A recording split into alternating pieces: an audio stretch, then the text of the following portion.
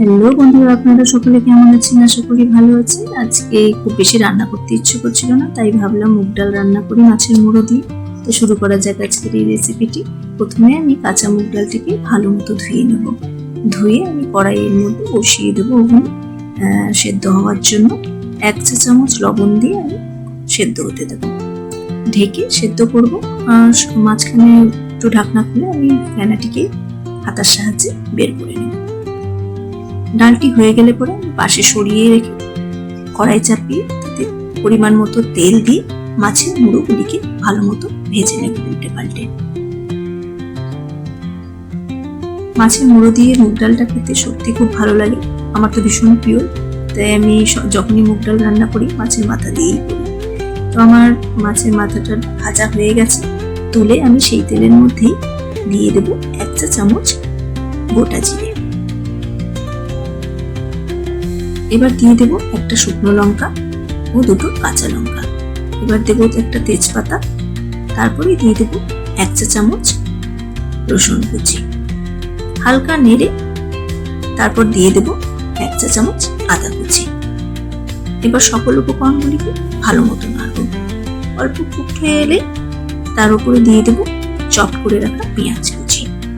পেঁয়াজের পরিমাণটা আমি মিডিয়াম সাইজের দিয়েছি আমার ডালের পরিমাণ অনুযায়ী। আপনারা ডালের পরিমাণ অনুযায়ী পেঁয়াজটা দেবেন, বড় ছোট। তারপর আমি দিয়ে দেবো 1 চা চামচ লবণ ও 1 চা চামচ জিরে গুঁড়ো। এবার সকল উপকরণগুলিকে ভালো মতো নাড়ব। তারপর দেবো 1 চা চামচ হলুদ গুঁড়ো। এবার ভালো মতো নেড়ে দিয়ে দেবো একটা গোটা টমেটো ডুম করে কেটে রাখা। সকল উপকরণগুলিকে বেশ ভালো মতো নাড়াচাড়া করবো। টমেটোগুলো পুরোপুরি কুক না হওয়া অবধি নাড়তে থাকবো।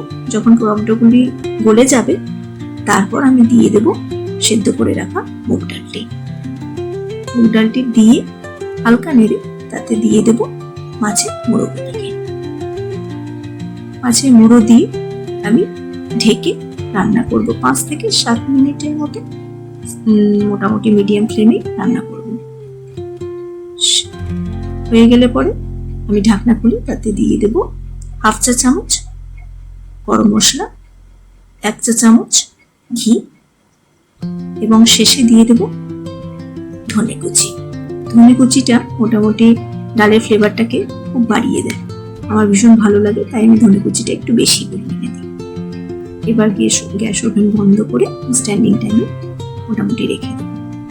তৈরি হয়ে গেল ঝটপট তৈরি আমার এই মুগের ডালের রেসিপিটি। কেমন হয়েছে আমার অবশ্যই জানাবেন, আর আমার চ্যানেলটিকে সাবস্ক্রাইব করে দেবেন। লাইক কমেন্ট করতে ভুলবেন না কিন্তু। Thanks for watching.